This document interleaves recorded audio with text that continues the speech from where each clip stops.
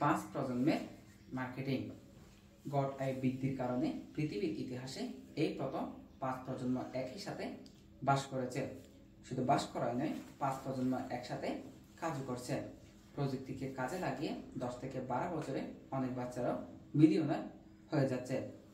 Baby boomers, generation X, generation Y, generation Z, generation alpha. এই এক ভিন্ন ধরনের পৃথিবী।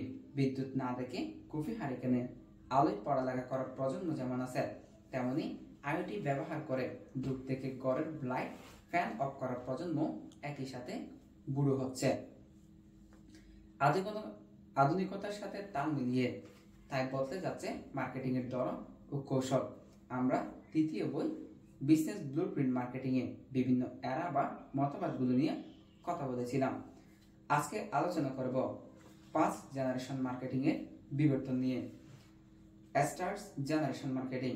প্রথম প্রজন্মের মার্কেটিং পুরোটাই ছিল প্রোডাক্ট ড্রিভেন। 4P অর্থাৎ প্রোডাক্ট, প্লেস, প্রাইস এবং প্রমোশন নিয়েও ফান্ডামেন্টাল অফ মার্কেটিং। প্রোডাক্টের ফিউচার বেনিফিটে হাইলাইট করা হয়েছিল এই প্রজন্মের মার্কেটিং এর মূল কৌশল।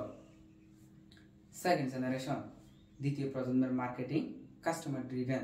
শুধু পণ্য বা বানালে বিক্রি করলে হবে না, কাস্টমারের সন্তুষ্টি অর্জনে সর্বোচ্চ গুরুত্ব দিতে হবে। আগে 4P এর সাথে এখানে এসে যুক্ত হলো STP অর্থাৎ সেগমেন্টেশন, টার্গেটিং ও পজিশনিং।